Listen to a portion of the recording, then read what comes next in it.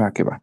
Entonces, nada más recordarles que esta clase se va a grabar, sobre todo para poder hacer en el departamento si necesitamos subir clases, para que tengan material para estudiar. Sí, esto se va a grabar y probablemente se vaya a subir al canal de YouTube del Departamento de Anatomía.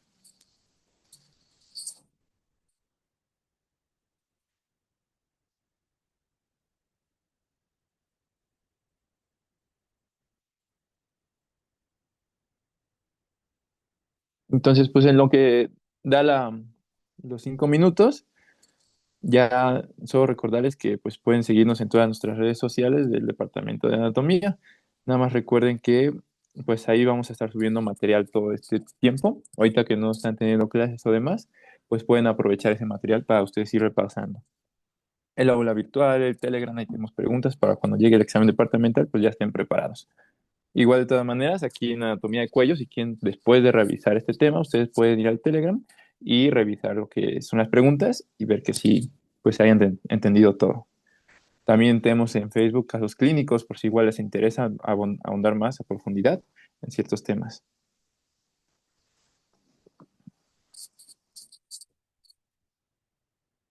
Entonces, igual si tienen dudas, recuerden que en cualquier momento que tengan dudas, pueden activar su micrófono, no hay problema, igual interrumpirme cuando lo necesiten. Y también pueden dejar en el chat las dudas que vayan teniendo.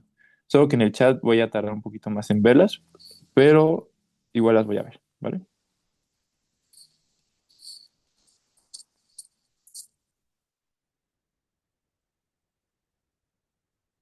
Entonces, bueno, pues como tal, vamos a comenzar. Ya conforme se vayan uniendo las demás personas, pues vamos a ir aceptando. Entonces, nuevamente me presento, yo soy el ayudante de profesor, Cristian Giovanni Hernández Sánchez, y en esta clase del día de hoy vamos a abordar el tema de anatomía de cuello. Entonces, como tal, ¿qué es lo que vamos a ver?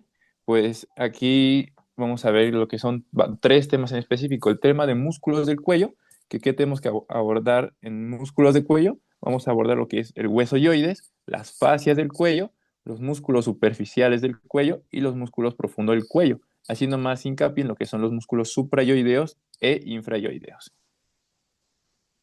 Entonces, también además de músculos del cuello, vamos a abordar triángulos del cuello, que como tal lo que nos pide nuestro temario es describir los límites y el contenido de los triángulos del cuello. Entonces, más adelante vamos a ahondar en ese tema.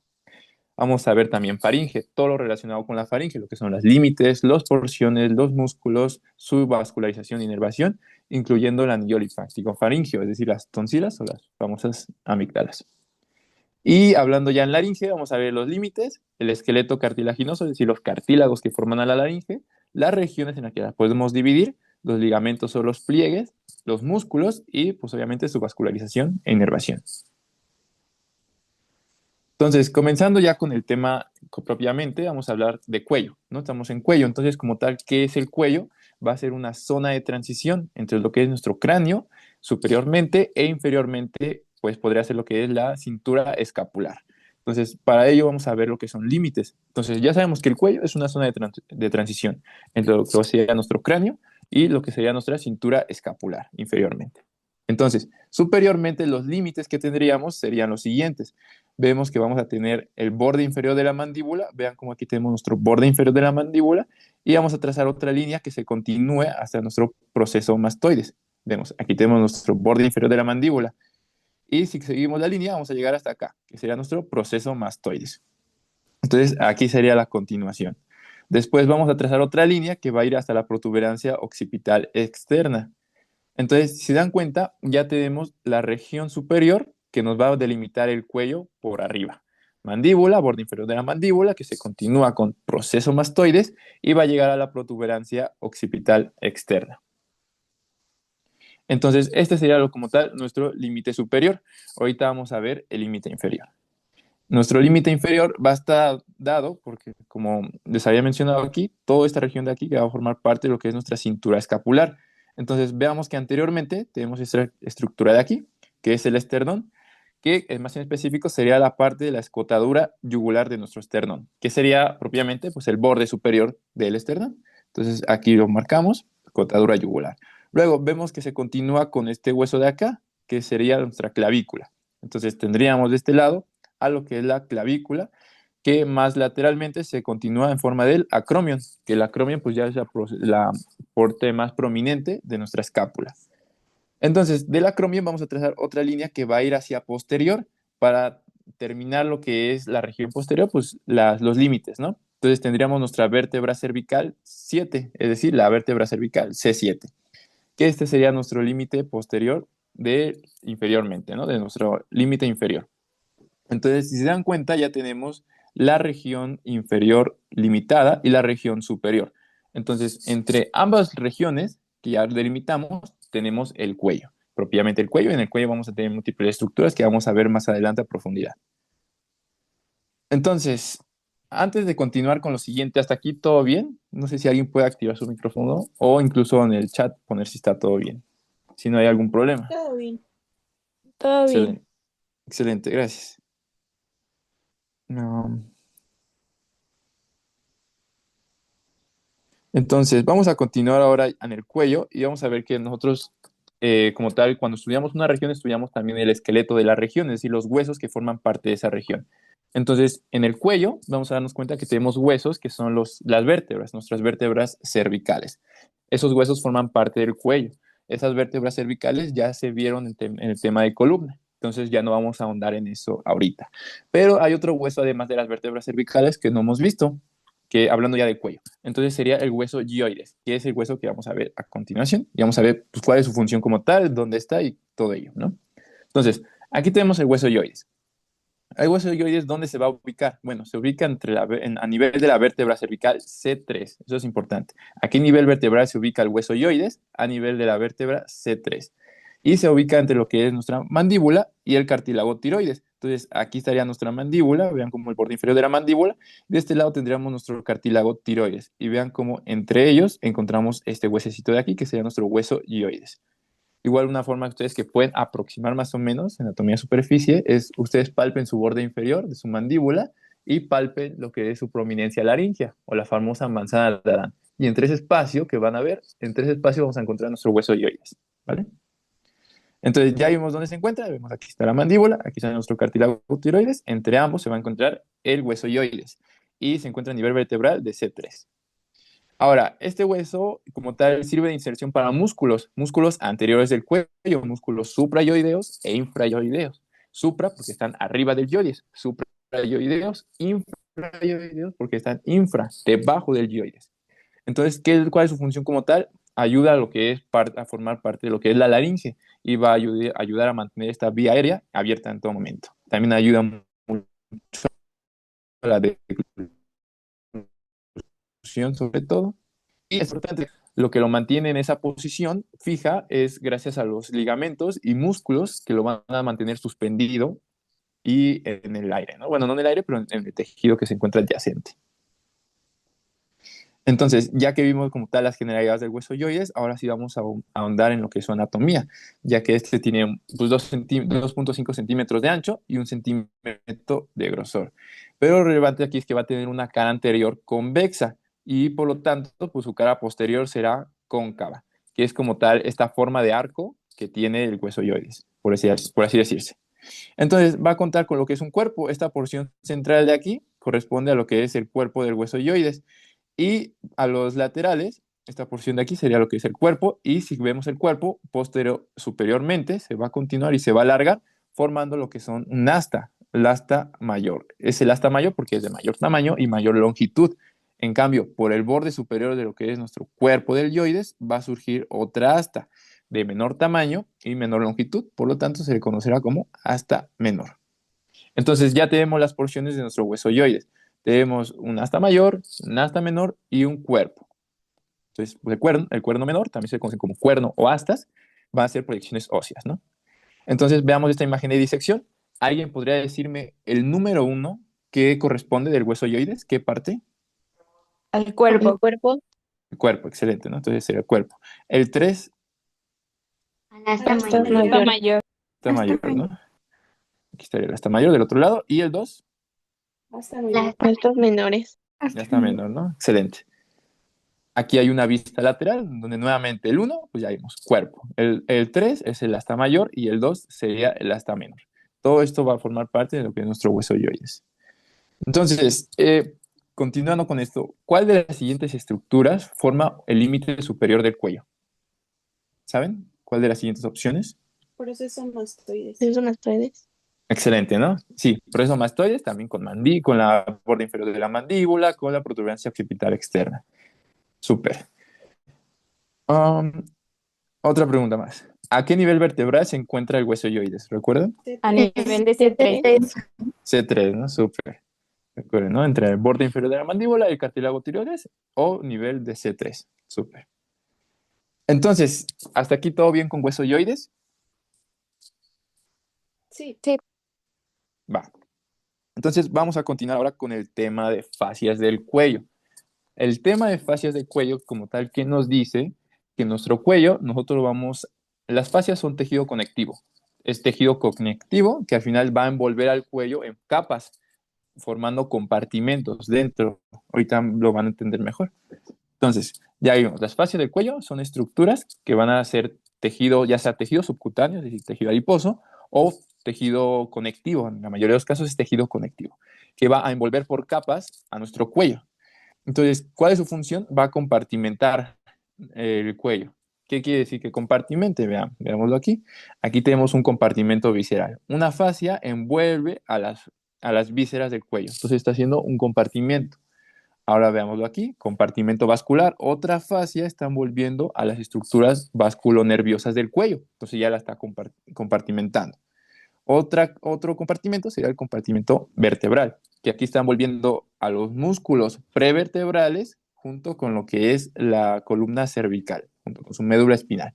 Entonces, como tal, esa es la función de las fascias del cuello, compartimentar y subdividir al cuello en porciones. Entonces, las fascias del cuello vamos a tener que de externo a interno o de superficial a profundo, vamos a tener la primera fascia, que sería nuestra fascia cervical superficial, o también se le conoce como tejido subcutáneo del cuello. Entonces, esta es una fascia que al final de cuentas es tejido adiposo, que se va a encontrar entre la piel y la otra fascia que está más debajo.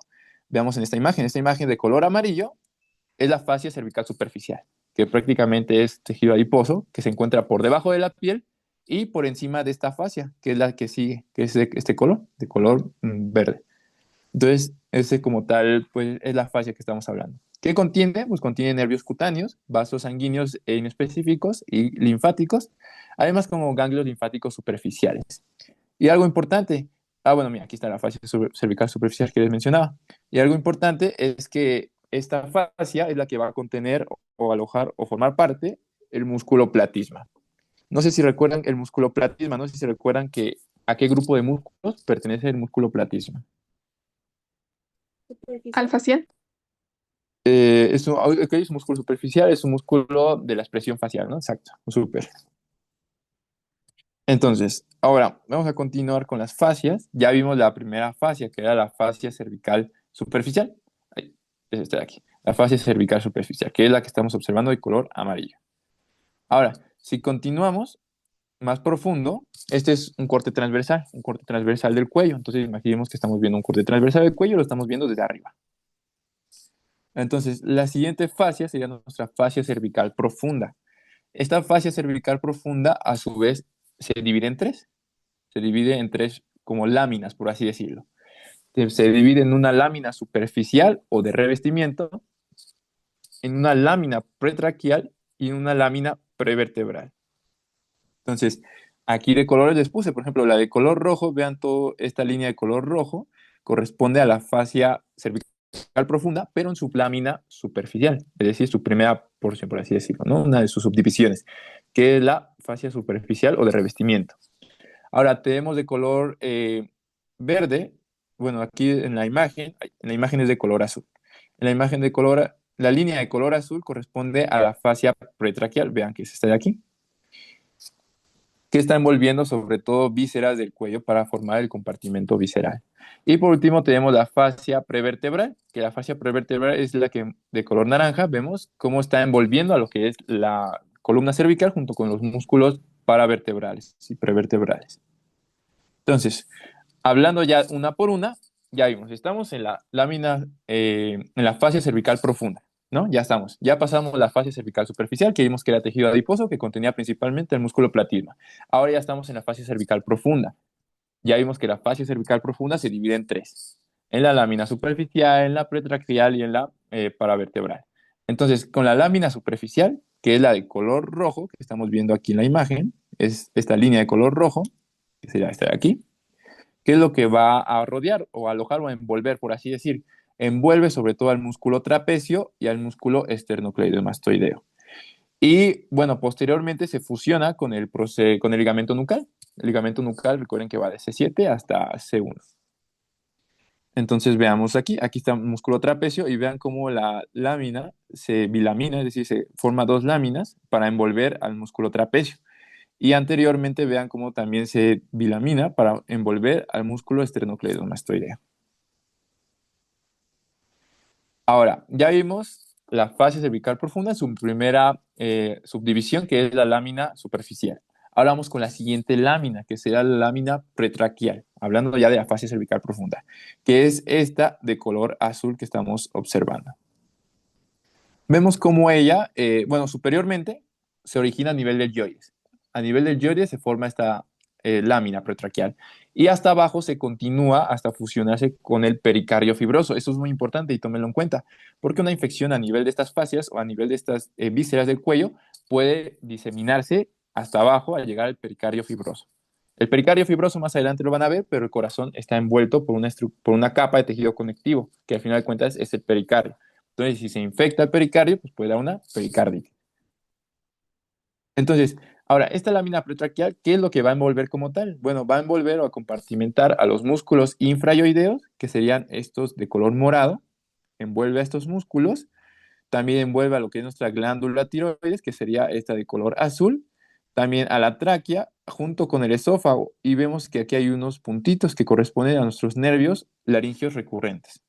Entonces, eso es todo lo que va a compartimentar esta fascia, esta lámina pretraquial, a la glándula tiroides, a nuestra tráquea, a nuestro esófago y al nervio laríngeo recurrente, junto también con los músculos infrayoideos. Ahora, continuando con las fascias, vamos a ver la última fascia, o bueno, la última lámina que nos faltaba, que era la lámina prevertebral. Entonces, esta lámina prevertebral es la que observamos de este color anaranjado. Entonces, superiormente se forma a nivel del hueso occipital, es decir, la base del cráneo, y se va a llegar hasta abajo hasta fusionarse con el tórax, con la fascia del tórax, la fascia endotorácica.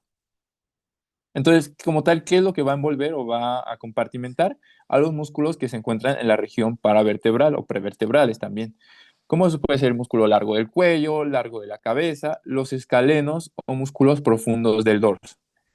Entonces, aquí lo que me interesa que recuerden es como tal que encapsula músculos que se encuentran insertados principalmente en las vértebras cervicales, junto con lo que es pues, la columna cervical. Y ya vimos como tal las tres fascias de nuestra fascia cervical profunda. Ahora, hay una estructura que se le conoce como vaina carotidia, que la vaina carotidia es una fascia, pero que está fusionada, es decir, una fascia que se formó por la unión de las tres láminas que ya vimos. La lámina pretraquial aportó su parte en este lado, entonces formó la vaina carotidia de este lado, para que me lo entiendan aquí, ¿no? Entonces, esta porción de aquí está formada por la fascia pretraquial. Ahora, esta porción de acá del lateral está formada por la fascia superficial y esta porción de acá posterior está formada por la fascia prevertebral. Entonces, al final de cuentas, la vaina carotidia es una fascia nueva que se forma por la unión de las tres anteriores que ya vimos. Y como tal, ¿qué va a alojar o qué va a contener en su interior esta vaina carotidia? Va a tener la arteria carótida común y también puede llegar a ser la arteria carótida interna, dependiendo del nivel en el que lo veamos. Pero principalmente quédense con qué es la arteria carótida común. En venas va a tener la vena yugular interna y en nervios va a tener al nervio vago. Entonces, algo que me interesa de esto, ya sabemos, arteria carótida común, vena yugular interna y nervio vago. Pero lo que me interesa también es la disposición que tienen. Es decir, qué estructura está medial, qué estructura está lateral y qué estructura está posterior. Entonces, véanlo aquí. Por ejemplo, la arteria carótida común es esta que estamos observando de aquí. Y vean, es medial. Es de que se encuentra medial. Ahora, véanlo acá. Tenemos aquí la vena yugular interna. Y vean cómo la vena yugular interna es de relación lateral. Y por último, pues el nervio vago. el nervio vago tiene una relación posterior. Entonces, esto en torno a la vaina carotidia. Entonces, a ver, ¿en cuál de las siguientes fascias podemos encontrar el músculo platisma? ¿Recuerdan? Fascia cervical superficial. Excelente, ¿no? La fascia cervical superficial, que recuerden que les había dicho que era prácticamente pues, tejido adiposo, que iba a alojar sobre todo al músculo platisma. Muy bien. Ahora, ¿cuál de las siguientes fascias se continúa con el pericardio fibroso? En la lámina pretraqueal. Exacto, ¿no? Excelente, la lámina pretraqueal. Muy bien. Que recordemos, pues, aloja vísceras del cuello, ¿no? Muy bien. Otra más. ¿Cuál de las siguientes estructuras va a formar parte de la vaina carotidia como contenido? Nervio vago, ¿no? Súper. ¿Y recuerdan que era relación lateral, medial o posterior? Posterior. Posterior, ¿no? ¿Cuál era medial? La carotidia. Carótida, ¿no? Y lateral, la vena yugular. Súper. Entonces, hasta aquí todo bien con fascias del cuello. Disculpe, Sí. ¿cree que pueda volver a poner la parte en donde está la imagen que dice la parte medial es la carotidia y eso? Por fin. ¿Está? Sí, gracias. Sí. Listo, gracias. Sí, por nada. Entonces, si no tienen más dudas, de todas maneras, si les surgen dudas más adelante, pueden decirme, no hay problema. Entonces, ahora vamos a continuar con músculos del cuello. Como tal, el tema de músculos del cuello son varios músculos, pero nosotros vamos a ahondar en dos grupos. En los grupos superficiales, que son como los que vemos a simple vista, que sería nuestro esternocleidomastoideo, nuestro trapecio nuestro trapecio y al platillo. Y luego hay otro grupo que es profundo. En ese grupo profundo nos vamos a enfocar sobre todo en suprayoideos, es decir, por arriba de nuestro hueso yoides, e infrayoideos, infra por debajo de nuestro hueso yoides. Entonces, vamos a comenzar con la porción de los músculos superficiales. Entonces, de los músculos superficiales vamos a tener a tres, ya se había mencionado, el platisma, el esternocleidomastoideo y el músculo trapecio. Entonces, aquí está nuestro músculo esternocleidomastoideo, aquí está nuestro músculo platisma y de este lado tendremos a nuestro músculo trapecio. Entonces, comenzando con el músculo platisma, vamos a ver que este músculo ya lo habíamos visto anteriormente, bueno, ya lo habían visto en lo que es músculos de la expresión facial. Y este músculo platisma se origina de la fascia pectoral, es decir, a nivel del tórax, como se observa aquí debajo. Y se va a llegar a unir, a insertar a lo que es músculos que se encuentran en la región inferior del labio inferior, por así decirlo. ¿Qué podría ser lo que es el músculo depresor del ángulo de la boca o el músculo mentoniano? Es por ello que nosotros al contraer este músculo platisma también podemos llegar a deprimir el labio. ¿Por qué? Pues está ligeramente conectado con los otros músculos. Entonces, importante, justo lo había mencionado, este es un músculo que forma parte de los músculos de la expresión facial. ¿Y quién inerva todos los músculos de la expresión facial? Pues sería el nervio facial, es decir, el séptimo par craneal. ¿Y cuál es su función como tal? Es tensar la piel del cuello. Si hacer un músculo de la expresión, ¿qué expresiones puede expresar? Pues sobre todo expresiones de estrés, ¿vale? Este en torno al platismo. Ahora, al músculo esternocleidomastoideo, vamos a ver que su nombre nos indica dónde se está originando y dónde se está insertando. Entonces, externo quiere decir que se origina del esternón en la cara posterior de nuestro esternón, del manubrio del esternón. Cleido quiere decir a clavícula. Entonces, una parte se va a originar de la clavícula, del tercio proximal de la clavícula. Y mastoideo quiere decir que del esternón y de la clavícula se va a ir a insertar al proceso mastoides. Entonces, con simplemente saber el nombre ya estamos sabiendo su origen e inserción. Entonces, se inserta en el proceso mastoides y también puede llegar a insertarse más al posterior a la línea nucal superior. Entonces, ¿cuál es su función? Su función unilateral, es decir, si yo contraigo mi esternocleidomastoideo de un lado, ¿cuál es la función que voy a ver? Va a rotar la cabeza contralateralmente. ¿Qué quiero decir esto? Yo contraigo mi esternocleidomastoideo del lado derecho y roto la cabeza hacia mi lado izquierdo. Y si hablamos de inclinar la cabeza, bueno, yo estoy inclinando la cabeza del mismo lado al que contrae, ¿no? Si yo contraigo esternocleidomastoideo del lado derecho, inclino mi cabeza al lado derecho. Ahora, si yo contraigo ambos esternocleidomastoideos, lo que voy a hacer es flexionar la cabeza, hacer una flexión del cuello. Y incluso esta propia flexión del cuello puede, como se origina en el esternón, puede levantar un poco más el esternón Esto en casos de inspiración forzada. Es por eso que el músculo esternocleidomastoideo, pueden leer por ahí, que se considera también como un músculo accesorio de la respiración. Y bueno, ¿quién inerva este músculo? Como tal, recuerden que lo inerva el nervio craneal, el nervio accesorio, que es el onceavo par craneal. Junto con el trapecio son inervados por este nervio craneal. Entonces, bueno, aquí como les había mencionado, tiene dos cabezas, ¿no? Bueno, de origen, una a nivel externar y otra a nivel clavicular, y en el espacio que dejan entre ellas se le conoce como la subfosa supraclavicular menor. Ahora, aquí hay una imagen. Por ejemplo, el músculo que se encuentra aquí a la derecha, ¿saben qué músculo sería?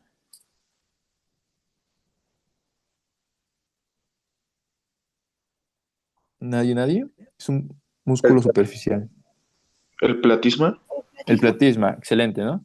El 33, que sería este numerito de aquí, ¿saben cuál músculo es? El El esternocleidomastoideo. esternocleidomastoideo. Excelente. ¿Y el 34? El trapecio. El trapecio. Trapecio, ¿no? Excelente. Entonces, aquí lo estamos viendo en imágenes de disección. Trapecio, esternocleidomastoideo y el platismo, que son los músculos que al final de cuentas, pues, son parte de superficiales, son músculos superficiales del cuello. Ahora, vamos ya a músculos profundos. Y en músculos profundos tenemos músculos profundos de la región anterior y tenemos dos, los músculos suprayoideos e infrayoideos. Entonces, de los músculos suprayoideos vamos a tener que son los siguientes: el músculo digástrico, el músculo estiloioideo, el músculo miloioideo, el músculo genioioideo. Y bueno, existe una mnemotecnia muy común, muy fácil de memorizar estos músculos, que es diga, estilo, mi general. Entonces, si recuerdan, son cuatro: digástrico, estiloioideo, miloioideo y genioioideo, que estos son los músculos como tal que van a formar parte de los suprayoideos. Supra porque se encuentran por arriba del yoides. Ahora, caso contrario, con los músculos infrayoideos por debajo del yoides, tenemos que van a ser el músculo esternoioideo.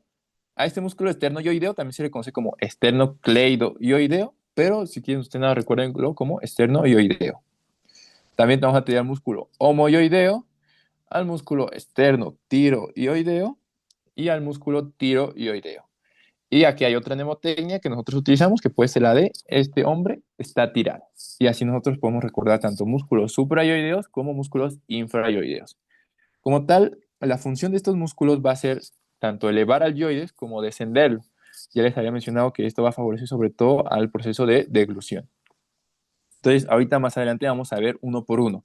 Entonces, comenzando con los músculos suprayoideos, vamos a ver que estos músculos, vamos a comenzar con el primero, que es el músculo digástrico.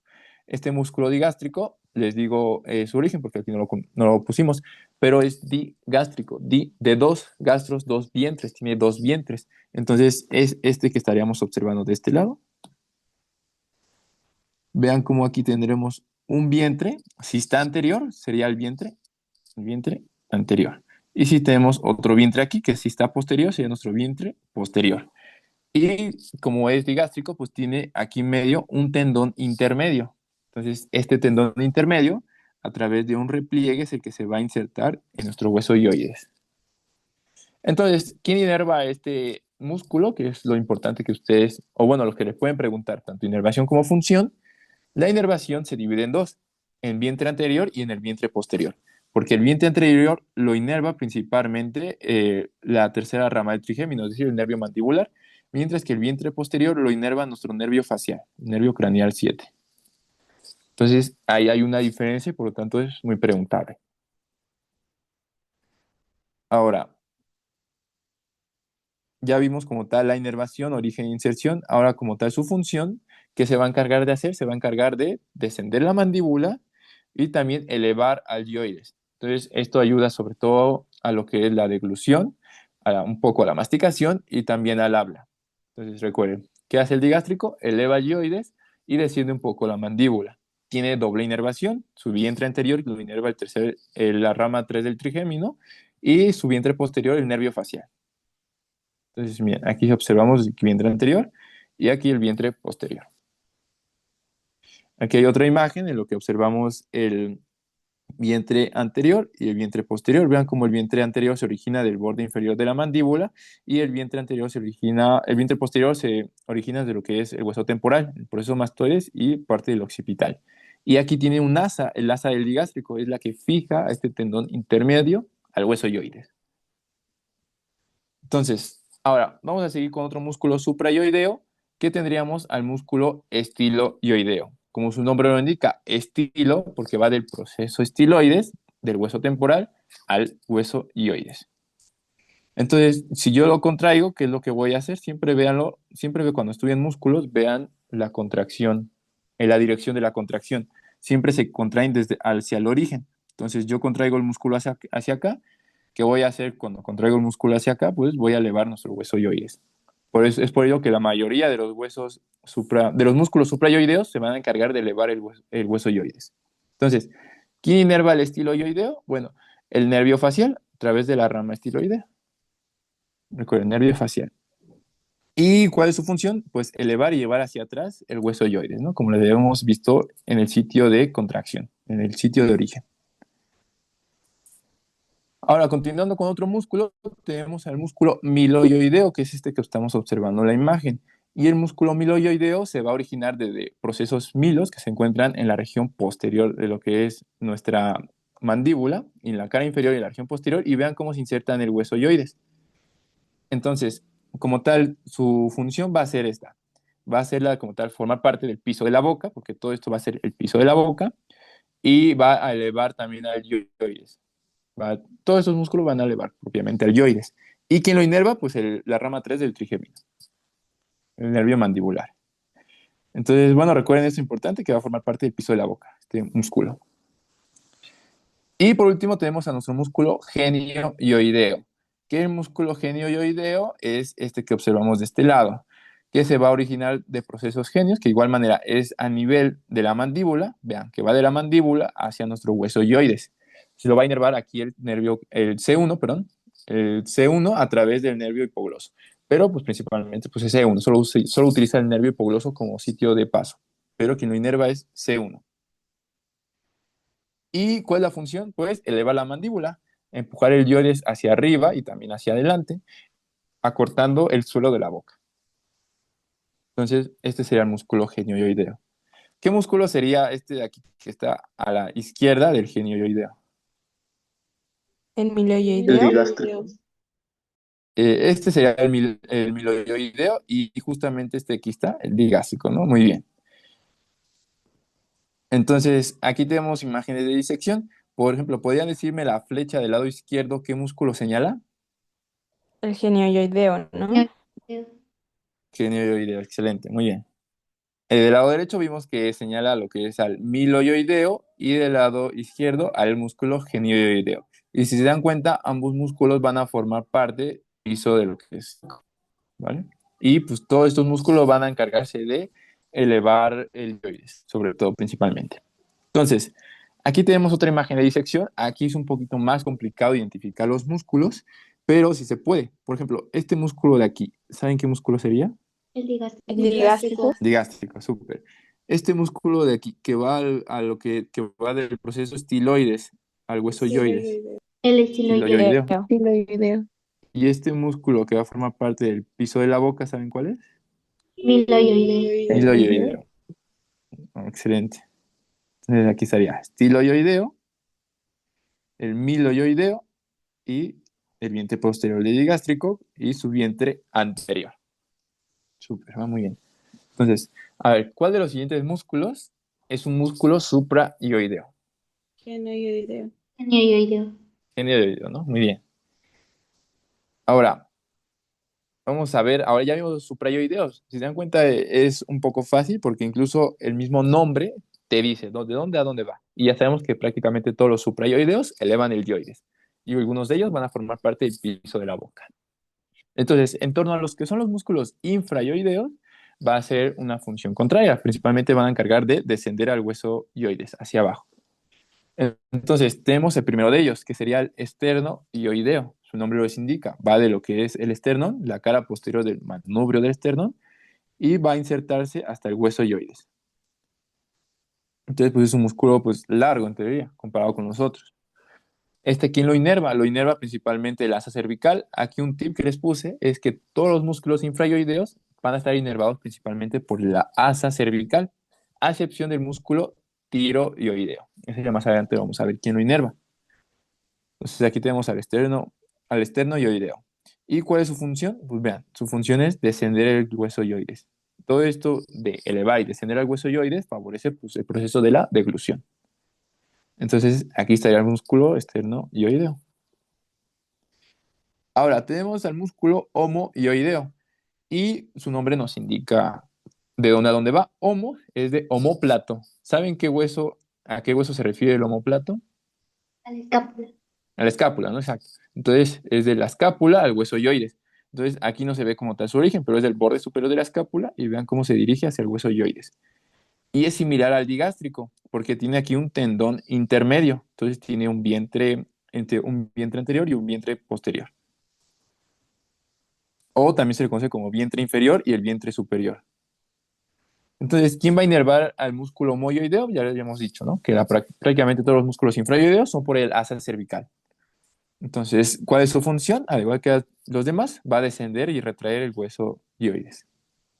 Y este sería nuestro músculo homoioideo, que ya vimos que tiene dos vientres. Ahora tenemos al músculo esternotiroideo, que nos indica que va del esternón, ya vimos que el manubrio del esternón en su cara posterior, a lo que es el cartílago tiroides, que sería aquí. Del cartílago tiroides se va a lo que es el hueso ioides. Entonces veamos que está inervado nuevamente por el asa cervical y que su función va a ser descender al hueso ioides. Entonces este sería el externo tiroideo.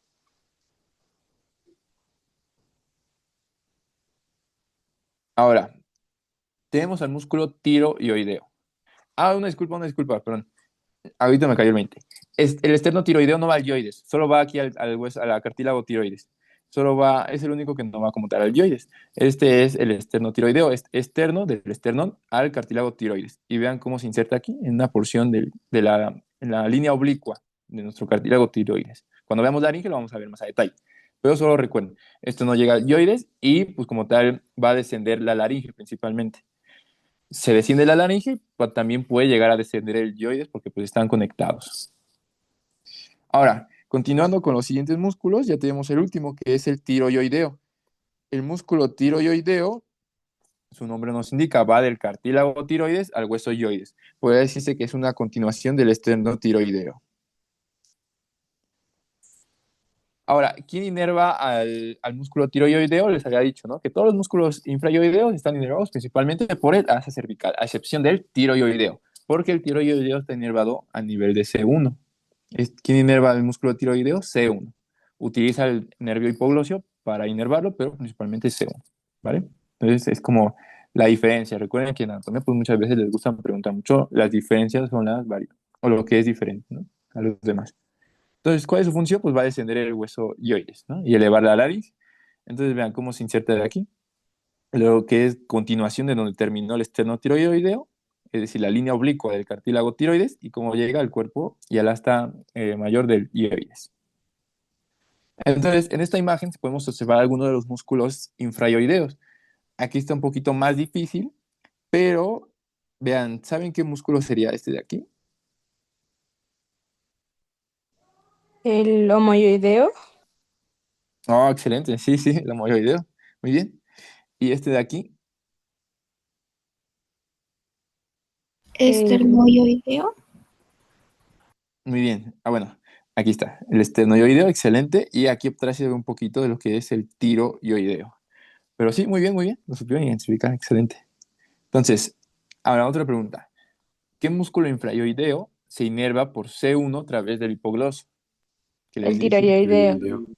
Súper, ¿no? Que les dije, ¿no? Es la única excepción, porque todos los demás son por el asa cervical. Muy bien. Entonces, ¿hasta aquí alguna duda? ¿Todo bien con lo que ya hemos visto antes de pasar a triángulos del cuello? Todo bien. Todo bien. Va que va, súper. Entonces, triángulos del cuello como tal es un tema pues bastante importante y de mayor peso. Entonces, es por eso que me interesa mucho que lo identifiquen y sobre todo lo sepan, pues lo conozcan muy bien, ¿no? Entonces, en nuestro cuello nosotros lo vamos a dividir en triángulos. En triángulos es una forma fácil de segmentar mi cuello. ¿Y por qué? Porque nuestro cuello tiene múltiples estructuras vasculonerviosas que son importantes. Entonces, yo al segmentar mi cuello puedo delimitar mejor dónde se encuentran todas esas estructuras vasculonerviosas. Entonces, de forma general, tenemos que saber que en la región cuello lateral, es decir, esta es una vista lateral del cuello, vamos a tener dos triángulos importantes. Un triángulo posterior, que sería el de color azul, este del triángulo de aquí, y que sería este triángulo posterior, y un triángulo anterior, que sería el de color verde. ¿Qué músculo nos está dividiendo en dos? Bueno, nos está dividiendo estos triángulos. El esternocleidomastoideo. Esternocleidomastoideo, ¿no? Excelente. Entonces, este músculo como tal nos divide en dos triángulos principales de mayor tamaño, triángulo anterior y el triángulo posterior. Entonces, veámoslo aquí. Ahora, vamos a ver el triángulo posterior primero. ¿Por qué? Porque el triángulo posterior vamos a ver sus límites como tal. Entonces, el límite posterior, es decir, lo que tenemos detrás, que sería esto de aquí, sería nuestro músculo trapecio, ¿no? Todo esto sería el músculo trapecio. ¿Qué parte del músculo trapecio? Pues su borde anterior. Luego, anteriormente tenemos a este músculo, que es el esternocleidomastoideo. ¿Qué parte del esternocleidomastoideo? A su borde posterior. Y por último tenemos este hueso de aquí, que sería nuestra clavícula. ¿Qué parte de la clavícula? Al borde superior de la clavícula o el tercio medio de la clavícula.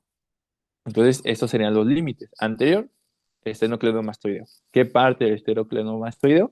Su borde posterior. Inferiormente, ¿qué tenemos? El tercio medio de la clavícula y pues es su borde superior, ¿no? El borde superior de la clavícula. Entonces ya tenemos los límites de este triángulo posterior. Entonces aquí están los límites que les mencionaba. Ahora, este triángulo posterior a su vez lo vamos a subdividir en otros triángulos. Entonces, tenemos trígonos, o bueno, trígonos o triángulos es lo mismo, ¿no? Trígonos o triángulos. Entonces, tenemos triángulos posteriores del cuello. Tenemos dos. Tenemos un triángulo occipital y un triángulo subclavio. El triángulo occipital y el triángulo subclavio son estos de aquí. El color azul sería el occipital y el color verde sería el subclavio. ¿Saben qué músculo es este de aquí que viene hacia acá? El homoioideo. Exacto, ¿no? Es el homoioideo. Este músculo es el que nos divide en dos el triángulo posterior. Esto es muy importante. ¿Qué vientre? Pues su vientre inferior. Es por eso que el triángulo subclavio se le conoce también como triángulo homoclavicular. Homo del músculo homoioideo y clavicular, pues porque está entre la clavícula y el homoioideo. Entonces, siempre traten de relacionar el nombre del triángulo con las estructuras que están ahí cerca. Entonces, ya vimos, este es el triángulo occipital y este de aquí pues, es el triángulo subclavio u homoclavicular. Entonces, y bueno, ¿quién lo divide? Sobre todo, pues el vientre inferior del músculo homoioideo. Entonces, ahora, vamos con el otro triángulo. El triángulo, vamos a comenzar con el primer triángulo de los que estamos viendo en la región posterior, que sería el triángulo occipital, comenzando con sus límites. El límite posterior del triángulo occipital, es decir, lo que tenemos detrás, sería el trapecio. Ya vimos que es el trapecio, pero ¿qué parte del trapecio? Ah, pues su borde anterior del músculo trapecio. Mientras que su límite anterior de este triángulo está dado por este músculo, que es el esternocleidomastoideo. ¿Qué parte del músculo esternocleidomastoideo? Pues su borde posterior. E inferiormente tendremos este músculo que ya habían dicho, es el vientre inferior del músculo homoioideo. Entonces ya tenemos como tal los límites. Al ser un triángulo, pues tiene tres lados. Entonces ya vimos que anterior, esternocleidomastoideo. Inferior, el vientre inferior del músculo homoioideo. Entonces ahí estaría, si se dan cuenta, se está formando ahí mismo un triángulo. Entonces, ahora, ya que vimos los límites del triángulo, tenemos que saber el contenido del triángulo. Aquí les puse de colores, bueno, el color aquí, ahorita les explico más adelante. Aquí vamos a encontrar parte de nuestra vena yugular externa. Nuestra vena yugular externa va superficial a lo que es el músculo esternocleidomastoideo. Entonces, parte de esa vena se va hacia el triángulo occipital, se recarga, bueno, llega a estar en el triángulo occipital. También vamos a encontrar ramas posteriores que van a formar parte del plexo cervical. ¿Qué más vamos a encontrar? El nervio accesorio, que es un nervio craneal, bueno, en su porción espinal. Y tenemos a troncos del plexo braquial. También vamos a tener arteria cervical transversa y a los ganglios linfáticos cervicales, sobre todo pues superficiales y también profundos. Aquí se dan cuenta, les puse de otro color el contenido que sí o sí por lo menos no deben olvidar, que es el nervio accesorio, que se va a encontrar a nivel del triángulo occipital, y troncos que van a formar el plexo braquial, ¿vale? Ahora, continuando con el otro triángulo, que es el triángulo que se encuentra aquí debajo, es el triángulo subclavio. ¿O recuerdan qué otro nombre recibía este triángulo? Homoclavicular. Exacto, ¿no? Es el homoclavicular. Entonces, este triángulo, véanlo aquí, tiene aquí está dividido por lo que es el vientre inferior del músculo homoyoideo. Entonces, superiormente, pues tenemos aquí a este vientre, el vientre inferior del músculo homoyoideo, su borde inferior. Luego, como límite anterior, por delante, tenemos al esternocleidomastoideo, su borde posterior.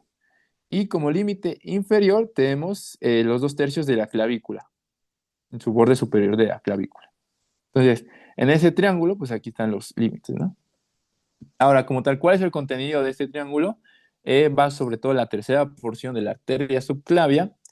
Parte de la vena subclavia puede que esté presente o puede que no, pero lo que sí va a estar presente es la arteria subclavia. Y también podemos encontrar parte de ramas de la arteria subclavia, como sería la arteria supraescapular y ganglios linfáticos supraclaviculares. Aquí nuevamente les marqué como tal los dos relevantes que sí o sí no deben olvidar por lo menos, que serán ganglios linfáticos y la arteria subclavia. Entonces veámoslo aquí. ¿Qué nervio sería este de aquí, saben? Que se encuentra en el triángulo posterior, el triángulo occipital, que es uno de los que les dije que es muy importante, que no deben El olvidar. accesorio. Excelente. Entonces, es nuestro nervio accesorio. Entonces, conociendo triángulos del cuello, aunque ustedes no hayan estudiado esta imagen previamente, pues pueden decir, pues el único nervio relevante que puede haber visto es el accesorio. Muy bien. Ahora, en el triángulo anterior, ya vimos el triángulo posterior. Ya vimos que el triángulo posterior se divide en dos por el vientre inferior del homoyoideo. Tenemos un triángulo occipital y un triángulo subclavio u homoclavicular. Ahora vamos al triángulo anterior. El triángulo anterior es todo esto de verde. Vamos a comenzar con lo que son sus límites. Posteriormente, es decir, detrás, tenemos al músculo esternocleidomastoideo en su borde anterior. Ahora, el límite superior, es decir, por arriba, tenemos a la mandíbula, el borde inferior de lo que es toda nuestra mandíbula. Y anteriormente, pues tendremos la línea media del cuello. Recordemos que estos son triángulos pares. Hay uno de cada lado. Nosotros estamos viendo ahorita de un solo lado del cuello. Entonces, anteriormente es la línea media del cuello. Entonces ya tenemos como tal los límites que van a formar a este triángulo anterior. Y al igual que el triángulo posterior, este triángulo anterior se va a subdividir en otros triángulos más pequeños. Entonces, tenemos al triángulo, bueno, tenemos triángulos anteriores del cuello, ¿no? Ya se había mencionado, uno de ellos es el triángulo carotídeo. Tenemos otro triángulo que va a ser el triángulo submandibular o triángulo digástrico, porque se va a encontrar entre los vientres del músculo digástrico. Y tenemos al otro triángulo que va a ser el triángulo submentoniano. Y por último, al triángulo muscular u homotraqueal. Entonces, ahorita vamos a ir describiendo cada uno, pero nada, para que recuerden que en total tenemos 4 triángulos anteriores. Entonces, aquí estaría nuestro triángulo submandibular o digástrico, porque vean cómo se encuentra entre ambos vientres del músculo digástrico. Tendremos al triángulo submentoniano. El triángulo submentoniano es el único que no es par. Ese es un triángulo impar. Más adelante lo vamos a ver por qué, pero ahorita quédense con ello. Aquí tenemos al triángulo muscular u homotraqueal, porque está dividido entre el músculo homoyoideo y parte de la tráquea. Y al triángulo carotídeo, y ya. ¿Vale? Entonces vamos a comenzar con el primero, que sería el triángulo digástrico. Ya habíamos visto parte de sus límites, sobre todo superiormente vamos a tener a la mandíbula, borde inferior de la mandíbula. Y los demás límites van a estar dados por el vientre posterior y el vientre anterior del músculo digástrico. Entonces se dan cuenta que ya está formándose un triángulo. Entonces en el piso, bueno, como tiene al borde inferior de la mandíbula, pues sobre todo va a estar lo que en el piso vamos a tener los músculos que van a formar parte del piso de la boca, como es el miloioideo. También vamos a tener al hiogloso, que es un músculo de la lengua, y al constrictor medio de la faringe, que es un músculo de la laringe. Entonces aquí estaría superior, borde inferior de la mandíbula, inferior, pues los vientres del digástrico. Entonces ya tenemos el triángulo. Ahora vamos a ver su contenido de este triángulo. Y como contenido tenemos al nervio miloioideo, que es un nervio que se encargaba de inervar a lo que es el vientre anterior del digástrico. Ganglios linfáticos submandibulares. No sé si ya han tenido su práctica de SECAM de exploración de tórax, pero verán que también nosotros exploramos por debajo de la mandíbula. Entonces, estos ganglios los vamos a encontrar en este triángulo. También vamos a tener muy importante aquí a la glándula submandibular.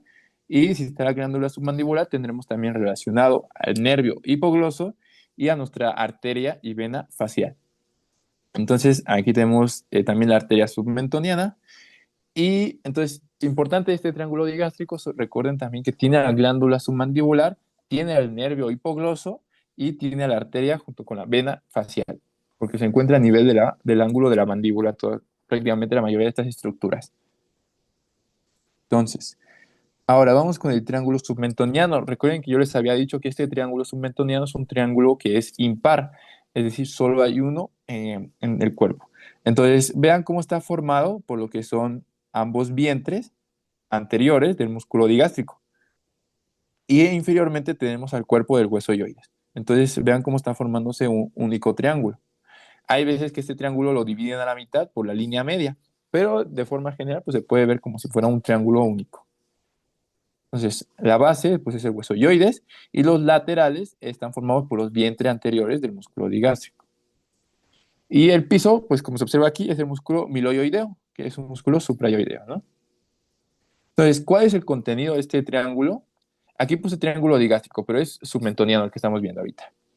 Tenemos ganglios linfáticos submentonianos y también vamos a tener lo que son pequeñas venas que se van a unir para formar nuestra vena yugular anterior. Entonces, esto sí es relevante. Entonces, vean esta imagen. En esta imagen vemos cómo aquí tenemos nuestro triángulo submentoniano y vean cómo aquí se empiezan a formar estas venitas que nos van a formar nuestras venas yugulares anteriores. ¿Y qué más van a tener además de esto? Pues los ganglios linfáticos submentonianos. Entonces, vamos con el penúltimo, que sería el triángulo carotidio. Este triángulo carotidio, pues vamos a ver los límites. Posteriormente, es decir, por detrás, ya vimos, tenemos al esternocleidomastoideo. ¿Qué parte? Pues su borde anterior. Ahora, vamos a tener que por delante, anteriormente, vamos a tener al vientre superior del músculo moyoideo. ¿Qué porción? Pues su porción posterior.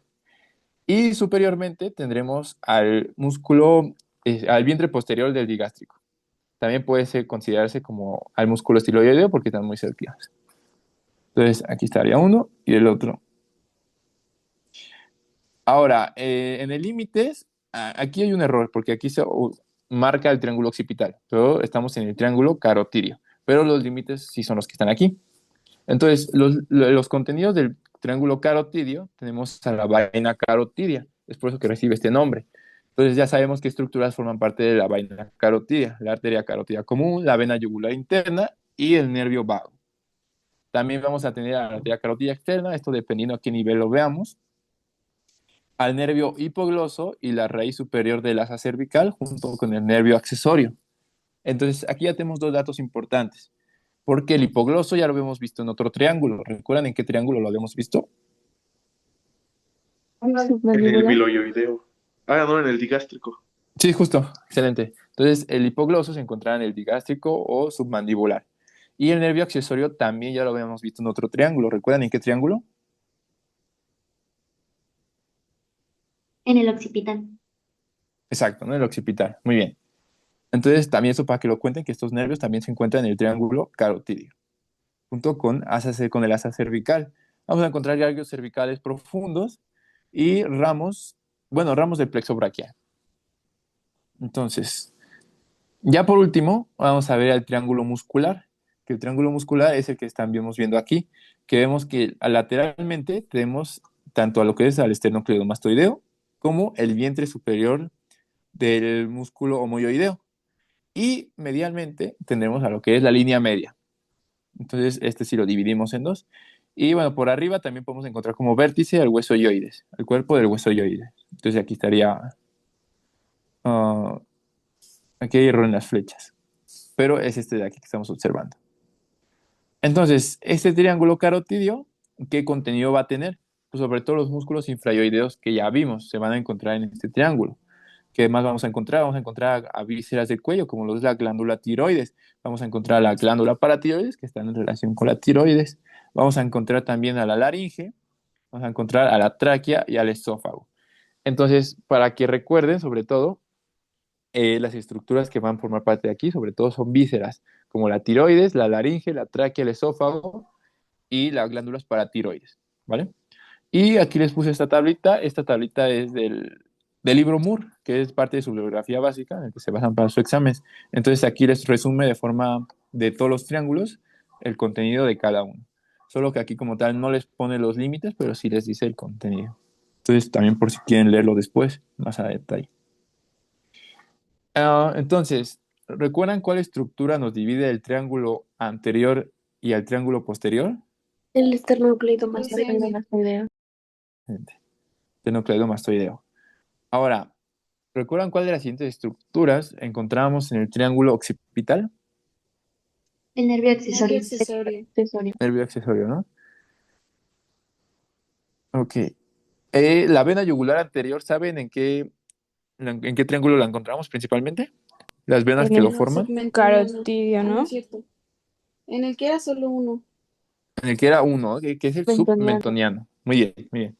Ahí se encuentran las venas que van a formar a este triángulo. Digo, a esta vena. Ahora, la vaina carotidia, ¿se acuerdan en qué triángulo la encontramos? En el En el carotidio. carotidio. Carotidio. ¿Y la tráquea? En el muscular. Muscular. ¿O saben qué otro nombre recibe el muscular? Triángulo muscular o Homotraqueal. homotraqueal. Recuerden, porque está limitado por el vientre superior del homoioideo y por la tráquea también. Se encuentra la tráquea. Muy bien. ¿Recuerden qué triángulo podemos encontrar al hipogloso?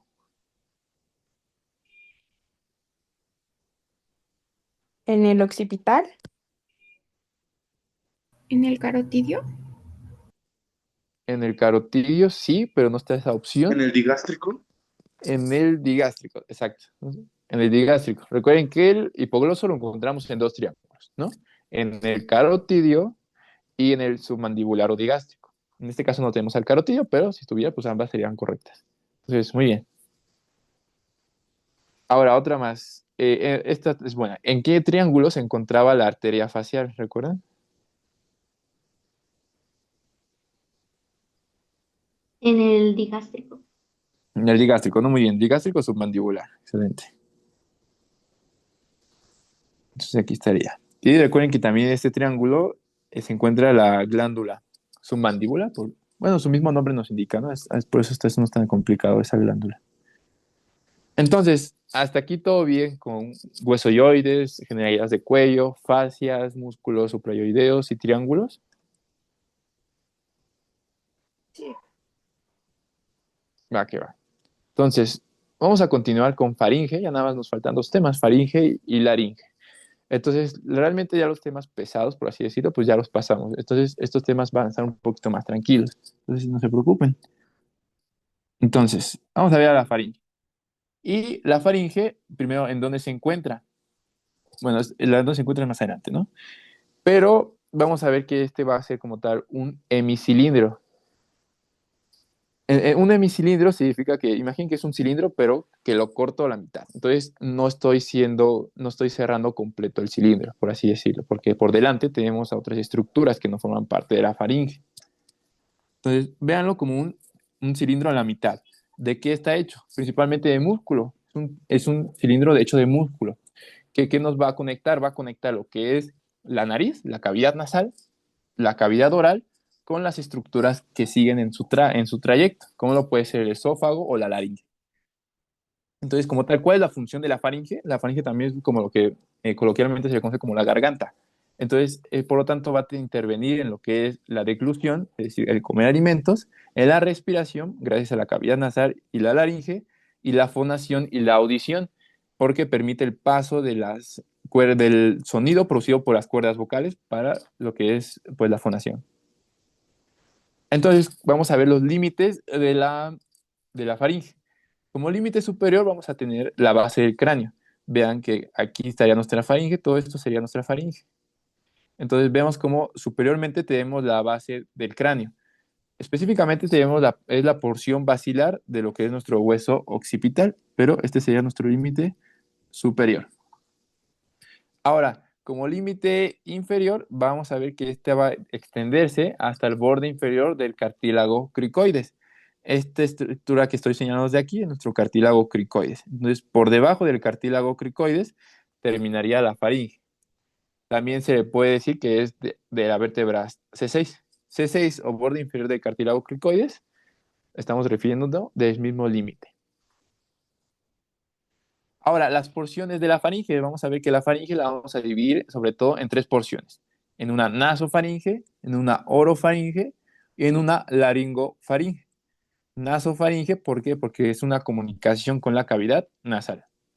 La orofaringe es una comunicación con nuestra cavidad oral. Y la laringofaringe es una comunicación con la entrada a la laringe. Es por eso que recibe ese nombre cada porción de la faringe. ¿Vale?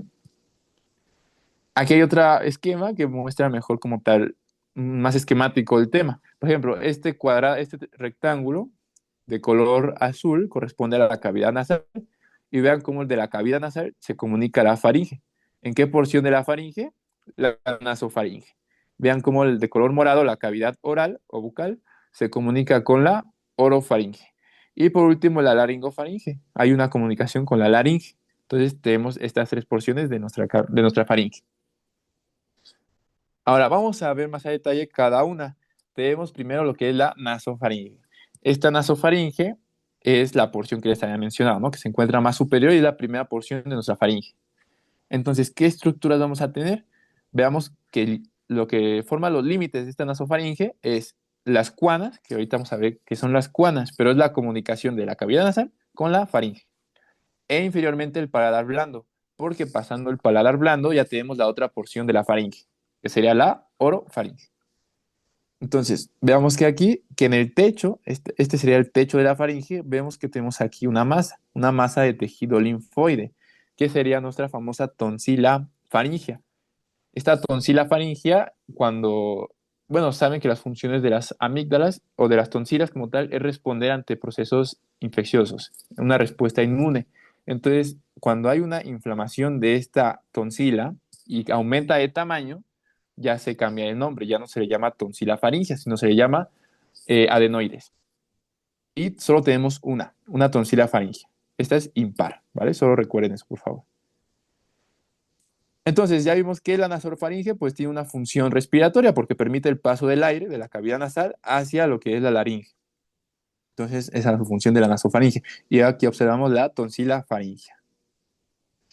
Aquí observamos otra estructura que es el orificio de la tuba auditiva. No sé si recuerdan el tema de oído medio, que tenemos la tuba auditiva, que comunica justamente nasofaringe a oído medio. La función de esta tuba auditiva es igualar presiones, es decir, la presión de afuera de mi cuerpo, la presión atmosférica, se iguale a la presión adentro de mi oído medio. Igualar las presiones para que pueda escuchar y los huesecillos de mi oído se puedan mover correctamente. Y bueno, aquí estaría el límite inferior de la nasofaringe, que sería nuestro paladar blando. En esta vista posterior, vean cómo podemos observar aquí en el techo la tonsila faringe. ¿Se dan cuenta? Es impar. Cuando aumenta de tamaño, ¿recuerdan cómo dije que se llama la tonsila faringe al aumentar de tamaño? Adenoides. Adenoides. Muy bien. Y vean, estos como peritas o estas canales, estos como orificios de entrada, son las cuanas. Entonces, cuando pasamos de las cuanas, ya llegamos a la nasofaringe. Y aquí tenemos nuestro paladar blando. Entonces, vean, todas esas estructuras que señalamos van a formar parte de la nasofaringe, sin olvidar que ahí desemboca la tuba auditiva. Entonces, ahora, ya con la orofaringe, que es la continuación de la nasofaringe, vamos a ver sus límites. Vamos a ver que esta va desde el paladar blando hasta el borde superior de la epiglotis. Entonces, ¿cuál es la función? Bueno, su principal función es la deglución, es decir, favorecer el paso del bolo alimenticio de la cavidad oral a lo que es el esófago. Además, también tiene la función de pasar el aire que respiramos en la ventilación de la nariz, de la cavidad nasal a la laringe. Entonces, tiene doble función. Y la imagen aquí está. Entonces, las paredes laterales, en estas vamos a ver que vamos a tener dos arcos. Un arco de un músculo llamado palatogloso y un arco formado por otro músculo llamado palatofaringeo. Entre esos dos músculos, ahorita lo vamos a ver mejor en una imagen, se forma un espacio. Y en ese espacio se le conoce como fosa tonsilar. En esa fosa tenemos a nuestras amígdalas o las tonsilas palatinas. Entonces, son pares, es decir, tenemos una de cada, una tonsila palatina del lado derecho y otra del lado izquierdo. Y además ya tenemos la tonsila faríngea. Y hay otra tonsila que no les mencioné, pero se encuentra cerca de la desembocadura de la tuba auditiva. Por lo tanto, esa tonsila se le conoce como tonsila tubárica. Entonces ya tenemos varias tonsilas. Ahorita las vamos a ir recopilando para que recuerden. Entonces, aquí sería nuestro paladar blando. Aquí observamos la tonsila palatina y aquí la epiglotis. Por debajo de la epiglotis ya estaríamos hablando de la laringofaringe. Entonces, vean esta imagen. Aquí me gustaría que vieran cómo aquí tenemos un músculo, que es el músculo palatogloso. Este músculo palatogloso está formando el pilar anterior, como un pilar. Vean, adelante. Y este músculo de acá, que este circulito de aquí que observamos, corresponde al pilar posterior, que lo forma el músculo palatofaringeo. Y vean cómo entre estos dos pilares, entre estos dos músculos, tenemos una fosita en la que descansa nuestra tonsila palatina. Y vean cómo tenemos dos, una de cada lado. Y aquí importante, aquí tenemos la última tonsila que nos falta, la tonsila lingual. Es toda esta de aquí que observamos en la lengua. La tonsila lingual la encontramos en la raíz de la lengua, la parte más posterior de la lengua. ¿Y qué son las tonsilas? Pues son masas de tejido linfoide que se acumulan. Como son sitios de entrada del medio externo al medio interno, pues es un sitio que tiene que estar regulado inmunológicamente. Entonces, ahora continuando con la laringofaringe, ya vimos nasofaringe, ya vimos orofaringe, ahora vamos con la laringofaringe. Y vimos que la orofaringe terminaba en el borde superior de la epiglotis. Vean cómo terminamos aquí, el borde superior de la epiglotis. Y de aquí hasta donde terminaba la faringe, hasta el nivel del borde inferior del cartílago cricoides. ¿O recuerdan qué nivel vertebral era? Borde inferior del cartílago. C6. Excelente. Super C6, ¿no? Muy bien, muy bien. Entonces, esos son sus límites de la nasofaringe. Vean cómo va, ¿no? De C4 a C6. Ajá, el modo más específico va de C4 a C6. O de la epiglotis a C6. Y bueno, inferiormente se va a estrechar y se va a continuar como el esófago. Y anteriormente vemos cómo tiene la entrada hacia aquí, hacia la laringe. Entonces, esas son sus relaciones principalmente. Aquí estaría nuestra epiglotis, aquí estaría nuestro cartílago cricoides y entre ellas se encuentra la laringofaringe. Aquí en esta imagen quiero que observen aquí nuevamente a la epiglotis, a la entrada laringea, ese espacio que hay ahí es para entrar directamente a la laringe. Pero un momento, déjame poner a cargar. Ahí me siguen escuchando bien, ¿verdad? Sí. Sí.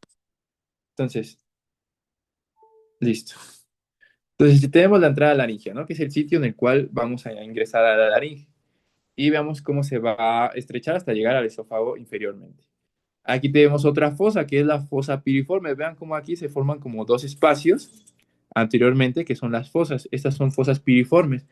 Son fosas que se forman por la laringe principalmente. Laringe anteriormente y posteriormente la laringofaringe. Todos son espacios. Y aquí tenemos un pliegue, que es el pliegue arítono-epiglótico. Arítono por el cartílago aritenoides y epiglótico por el cartílago epiglotis. Es esta unión entre el aritenoides y la epiglotis. Ahorita que damos laringe van a entender mejor esto. Entonces, aquí hay un flyer que hicimos, en el cual observamos las tonsilas que ya mencionamos. La tonsila faríngea, ¿se acuerdan en qué parte de la faringe lo encontramos? En la nasofaringe. En la nasofaringe, ¿no? Exacto. Entonces, es una. Tenemos las tonsilas tubáricas, que tenemos dos, esos son pares. Entonces, ¿recuerdan en qué parte de la faringe lo encontramos? Orofaringe. Una pista, es en la desembocadura de la tuba auditiva. En la nasofaringe también. También, exacto. Tenemos estas en la nasofaringe también. Y las palatinas, ¿recuerdan en qué, En la qué parte? orofaringe. Exacto, ¿no? En la orofaringe. Tenemos aquí dos. Y por último, la lingual, que recuerdan que también era en la orofaringe. y esta es una. Entonces tenemos un total de 5 tonsilas. Entonces, este es el famoso anillo linfático que tenemos pues, distribuido en toda la faringe. Entonces ya sabemos cuántas tonsilas son y en dónde se encuentra cada una. Ahora, vamos a continuar con los músculos. Aquí desapareció el título. Déjame ver si puede aparecer ahorita. Ahí está. Tenemos los músculos. Tenemos músculos de la faringe. Tenemos músculos que se van a llamar músculos circulares o músculos constrictores, que su función va a ser constriñir o cerrar el diámetro de la faringe. Mientras que hay otros músculos que se van a llamar músculos longitudinales o músculos elevadores de la faringe, que estos músculos van a elevar propiamente la faringe. Entonces, vamos a empezar con los músculos circulares, que estos músculos circulares son los famosos constrictores, que su nombre lo indica. ¿Cuál es su función? Constriñir las paredes de la faringe, es decir, disminuir su diámetro para que pueda deglutir, para que pueda, por así decir, cerrar la faringe. Tenemos tres: un constrictor superior, un constrictor medio, y si hay un medio, hay un inferior. Cada uno se encuentra inervado de diferente forma. Bueno, el superior y el medio se encuentran inervados por el nervio vago, mientras que el inferior tiene una inervación por el nervio laringio recurrente y el nervio laringio superior. Entonces, esta es como una variante. Bueno, es diferente a los demás. Este está inervado de otra forma, para que lo recuerden. Entonces, aquí están los constrictores. Este es el constrictor superior, y este es el constrictor medio, y este es el constrictor inferior. Y son los que le dan esta forma de tubo, si se dan cuenta. Si se dan cuenta, estos constrictores son los que le dan la forma de tubo a nuestra faringe. Entonces, ¿hasta aquí todo bien? Sí. ¿Le podría regresar tantito, por favor? Sí. Aquí. Sí, gracias. Ya. Ahora, entonces, ya vimos los músculos circulares, ¿no? O constrictores. Ya vimos que están inervados por el nervio vago, a excepción del constrictor inferior, que es por el laringio recurrente, el laringio superior. Ya vimos que su función es constriñir o cerrar las paredes de la faringe. Y ya vimos que, como tal, son los que le dan esa forma de tubo a la faringe. Ahora tenemos otros músculos, que son los músculos longitudinales o elevadores de la faringe. Y vean que tenemos un total de tres. Déjame, se los señalo para que los vean. Ahí estaría. Entonces, estos músculos, igual, siempre traten de relacionar el nombre, porque el nombre nos indica de dónde a dónde está yendo. Por ejemplo, el músculo palatofaringio nos indica que va de lo que es el paladar a la faringe, que sería este de aquí, va de lo que es nuestro paladar blando hacia la faringe. Entonces, si se contrae como tal, eleva la faringe. Todos estos procesos de elevar faringe, de descender faringe, cerrar faringe, es para los procesos de la deglución, para que el bolo alimenticio vaya bajando, se vaya distribuyendo y vaya bajando. Entonces ya tenemos al palato faringio, ¿no? Ya lo vimos. Es este de aquí. Va del paladar blando a lo que es las paredes laterales de la faringe. Eleva la faringe, inervado por el nervio vago. Ahora tenemos el salpingo faringio. Salpingo es de tuba. Entonces va de la tuba faringea, que ya vimos, la tuba auditiva, a lo que es las paredes de la faringe. Se dan cuenta aquí.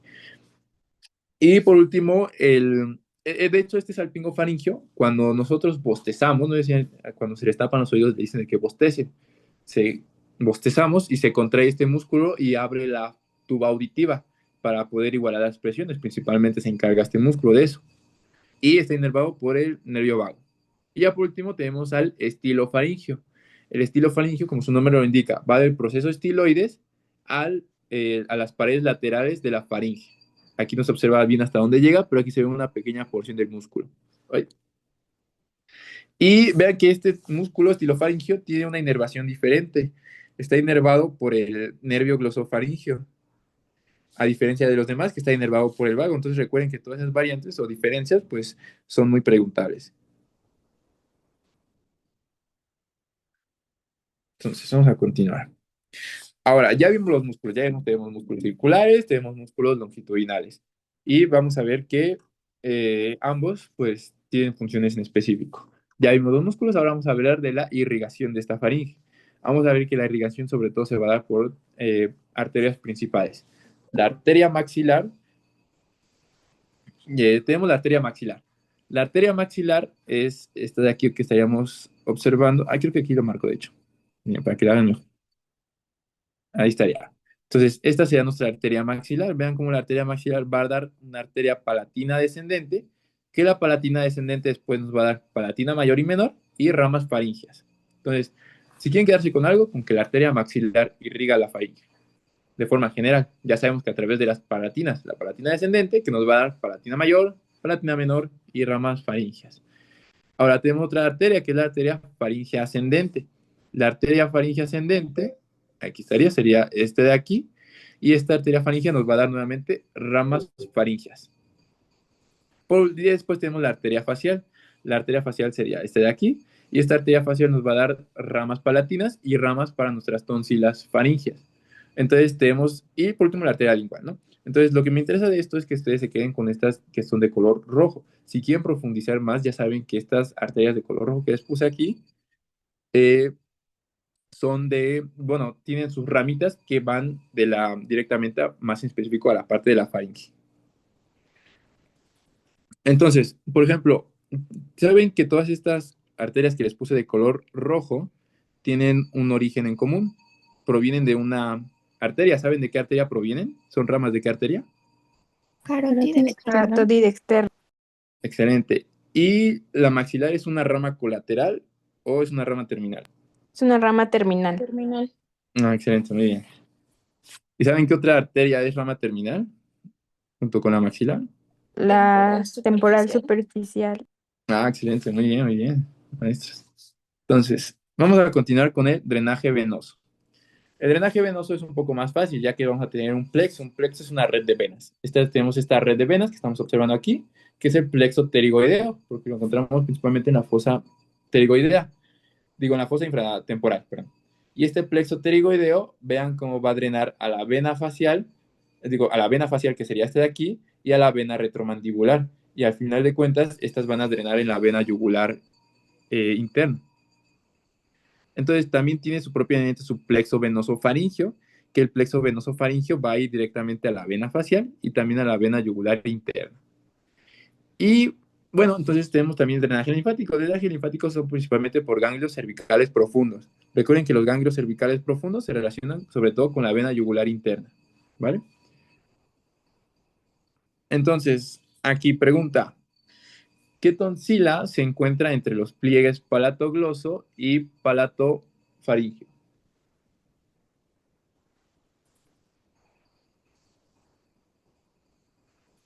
La no palatina. excelente. La tonsila palatina, ¿no? La famosa amígdala, que es la que tenemos en la boca. De hecho, es la que evaluamos al ver al paciente que abra la boca. Muy bien. Entonces, es la palatina. Ahora, otra. ¿En qué porción de la faringe se encuentra el orificio de la tuba auditiva? Nasofaringe. Nasofaringe. Nasofaringe. Muy bien. Ahora, ¿en qué músculo de la faringe se encuentra inervado por el glosofaringe? ¿Recuerdan que El estilofaringio. estilo faringe? Muy bien, porque tiene su propio estilo, ¿no? Muy bien, excelente. Entonces, ¿hasta aquí alguna duda con faringe? ¿Todo bien? Antes de pasar a laringe. Una pregunta, ¿la tonsila lingual cómo venía o eso no es importante? Sí, mira, la tonsila lingual viene así. Lo que me interesa de la tonsila lingual es que veas que esta es impar. Vean, aquí está. Esto es la tonsila lingual, se encuentra en la raíz de la lengua y es la más posterior que tenemos, ¿vale? Es impar. Se encuentra a nivel de la raíz de la lengua y podemos decir que se encuentra a nivel de la orofaringe. Ah, ok, gracias. Sí.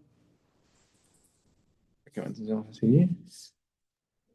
¿Puede repetir la irrigación, por favor? Sí, claro.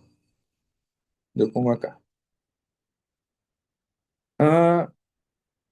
Músculos longitudinales. Aquí está, faringio, palatofaringio. Aquí está, irrigación. Entonces, la irrigación, principalmente lo que quiero que se queden, lo más importante es por las arterias que les puse aquí de color rojo. La arteria maxilar, la arteria faringe ascendente, la arteria facial y la arteria lingual, que como bien me lo habían mencionado antes, todas estas son ramas de la arteria carótida externa, a excepción de la maxila, que es su rama terminal. Entonces, es arteria maxilar, arteria faringe ascendente, arteria facial y arteria lingual. Y ya si quieren profundizar más, ver que la arteria maxilar pues nos va a dar estas ramas, ¿no? La palatina descendente, que a su vez va a dar la palatina mayor y menor y va a dar ramas faringias. O que la arteria faringe ascendente va a dar ramas faringias directamente, o que la arteria facial va a dar la palatina ascendente o las ramas tonsilares, ¿vale? ¿Sí queda claro mejor? Sí, muchas gracias. Va. ¿Alguna otra duda? ¿Todo bien?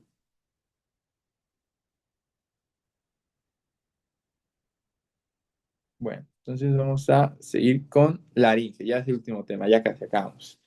Realmente, pues estos son temas bastante complejos, bastante pesaditos, pero pues sí es importante que sí los conozcan. La verdad, ahorita están respondiendo todo excelente, entonces, pues si lo hacen así en el DEPA, ya, puro 10. Entonces, vamos con la laringe. Y la laringe vamos a saber que es una estructura músculo-ligamentosa, es decir, que está formada por músculo, ligamentos y además tiene un armazón de cartílago. Es decir, va a estar formado por cartílago, músculos y ligamentos. Entonces, eso va a ser como tal la laringe. Y esta laringe, ¿a qué nivel vertebral la vamos a ubicar? Sobre todo vamos a ubicar a nivel del cuerpo vertebral de C3 a C6. Porque por debajo de C6, dependiendo de donde estemos, si estamos en faringe, por debajo de C6 vamos a esófago. Si estamos en laringe, por debajo de C6 vamos a tráquea. Entonces, es una forma de recordarlo. Y siempre traten de recordar lo que son los niveles vertebrales. Entonces, ya vimos que la laringe pues, es un sitio de comunicación de lo que es la faringe con lo que es pues, la tráquea. Es un sitio de transición. Entonces, nuevamente este esquema que me gusta. Vean, aquí tenemos lo que es... Ay, otra vez esto se puso. Pero aquí tenemos nuestra faringe. Aquí abajo tenemos la laringe. La laringe es esta de aquí, ¿eh? Es esta de aquí. La de arriba es la cavidad oral, pero esta de aquí es la laringe. Tenemos aquí nuestra laringe. Y aquí tenemos, recordemos que la laringe se continúa por debajo con la tráquea. Y vemos que la faringe por debajo se continúa con el esófago. ¿Vale? Entonces, con que recuerden esas cosas, importante. Ahora, vamos a ver como tal, esta sería nuestra laringe en una vista. Entonces vamos a ver las estructuras que van a formar parte de la laringe. Tenemos lo que es la epiglotis, que sería este cartílago de aquí. La epiglotis al final de cuentas es un cartílago. Tendremos aquí al espacio laringio, que el espacio laringio es el sitio de entrada a la laringe. Entonces, este es el sitio de entrada a la laringe, ¿no? El espacio laringio. Tenemos aquí a nuestro hueso yoides. Tenemos por aquí a lo que es, todo esto es la laringe propiamente. Ya, todo este trayecto, ¿no? Que tenemos aquí al cartílago tiroides y al cartílago cricoides, que por debajo del cartílago cricoides, ¿con qué se continúa, dijimos? Con la tráquea. Excelente, ¿no? Muy bien.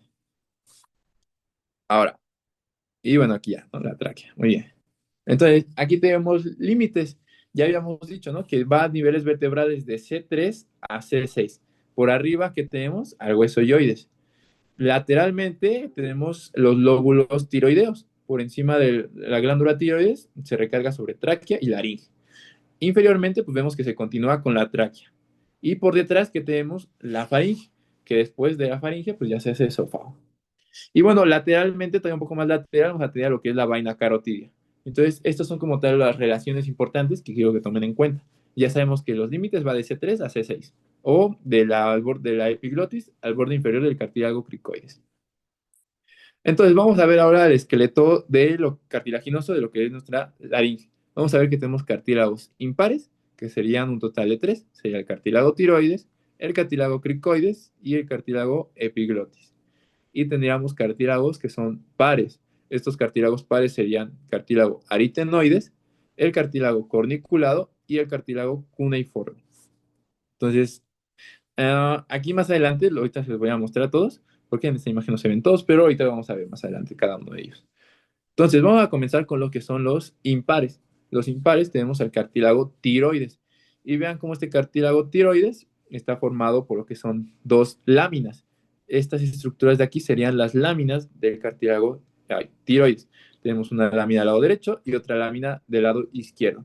Y vean cómo el borde superior de esta lámina se pliega hacia abajo, hace una escotadura. A esa escotadura se le conoce como escotadura tiroidea superior. Y a esta escotadura, vean cómo está formando aquí una prominencia hacia anterior. Esta es la famosa prominencia laringea. Y esta prominencia laringea es la que nosotros, bueno, es el famoso manzana de Adán, la que nosotros podemos ver. Ahora, ya vimos que tenemos una escotadura tiroidea superior, por lo tanto vamos a tener una escotadura tiroidea inferior. Vamos a tener esta estructura de aquí en la lámina, que es la línea oblicua. No sé si se recuerdan la línea oblicua que les había dicho. La línea oblicua es sitio de inserción de músculos infrayoideos, que el esternotiroideo, el tiroideo. Esa es como tal la función de saber la línea oblicua. Tenemos un asta superior. Vean cómo de la lámina se continúa en forma de un asta superior, y por debajo un asta inferior. Y bueno, tenemos tubérculos tiroideos, que de igual manera son sitio de inserción de músculos. Entonces, esta es como tal la configuración de lo que es el cartílago tiroides. Recuerden, tiene dos láminas, tiene una prominencia, que es anteriormente, tiene dos escotaduras por arriba, una escotadura por arriba, una escotadura por abajo, y tiene sus astas, un asta inferior y un asta superior. El asta superior es la que va a llegar con otra membrana a lo que es al dioides, y la asta inferior es la que se va a articular directamente con el cartílago debajo, que el cartílago que tiene debajo es el cartílago cricoides. Entonces, vean de esta forma. De hecho, se llama tiroides porque tiene una forma de escudo, más o menos lo llaman así. Entonces, se va a encontrar principalmente entre C4 y C6. Y vean cómo en el ángulo que se forma entre lámina y lámina se le conoce como un ángulo tiroideo. Y esta puede ser de 90 a 120 grados. Esto depende, entre menor el ángulo, más prominente va a ser la prominencia y más notoria va a ser lo que es la manzana de Adán. Tenemos un asta inferior y un asta superior. Y bueno, vean cómo las láminas se unen formando la prominencia laringea, o la famosa nuez de Adán. Entonces, esto es en torno a lo que es el cartílago tiroides, que recuerden que es impar. Ahora tenemos al cartílago cricoides. Cartílago cricoides se dice que tiene una forma de anillo. Ahorita a la otra vista vamos a ver que es como una forma de anillo. Está formada por lo que es aquí lo vamos a ver. Ahí. Vamos a ver que está formada por lo que es una lámina, que es todo esto de anterior, esta lámina que vemos anterior, y por lo que es el arco, que el arco es lo que va a estar formando como tal este anillo. La lámina se va a ver posterior, es decir, la lámina es lo que está viendo hacia posterior, y el arco es lo que está viendo hacia anterior. Entonces vean cómo este cartílago cricoides tiene aquí dos carillas. Aquí arriba tiene carillas para que se articule otro cartílago, que es el cartílago aritenoides. Y de este lado tiene otra carilla para que aquí se articule el asta inferior del cartílago tiroides. Entonces ya vimos por dónde se articula el cartílago tiroides con el cricoides, a través de esta cara articular. Y vean cómo debajo del cartílago cricoides, pues ya se continúa con la tráquea. Entonces, tenemos al último cartílago impar, que sería el cartílago epiglotis. Vean cómo este cartílago epiglotis está formado, parece como si fuera una hoja de un árbol. Tiene un ligamento tiroepiglótico. Tiro, porque lo une del cartílago tiroides a la epiglotis. Entonces, esto es lo que lo mantiene fijo en esta laringe. Tenemos a lo que es la superficie anterior y, bueno, es de cartílago elástico, es importante, de cartílago elástico, lo que permite que sea muy flexible y también tenga una alta movilidad. Y se encuentra por detrás de la lengua.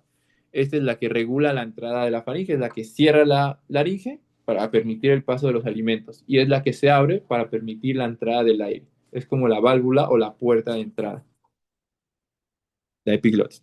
Y vean cómo tenemos una superficie, bueno, esta es la superficie posterior. Aquí en la superficie posterior tenemos como una pequeña prominencia, que es el tubérculo epiglótico. Y abajo tenemos el peciolo de la epiglotis, que es lo que se va a unir al ligamento tiroepiglótico.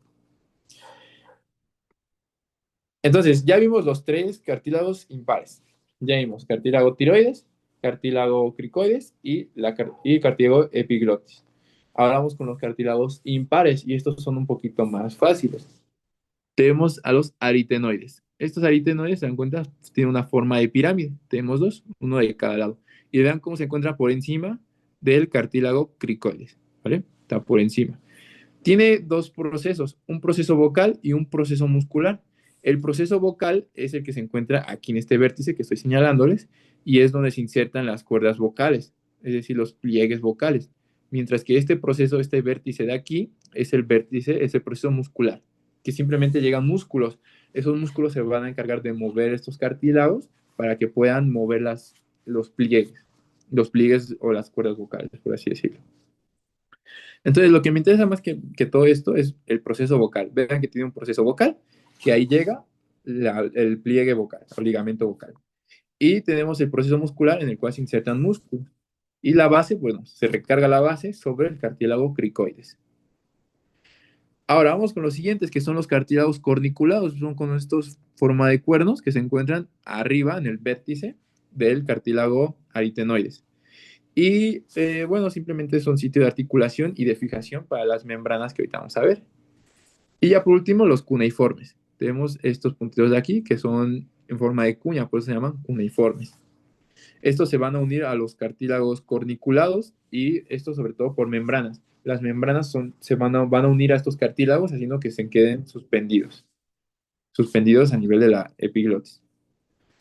Entonces, ya vimos cartílagos, ya vimos que tenemos pares, impares, ya vimos los pares, que es el cartílago tiroides, cricoides, la epiglotis. Ahora ya vimos los impares, ya vimos los impares, tenemos a los aritenoides, a los corniculados y a los cuneiformes. Ya vimos como tal las porciones importantes de cada uno.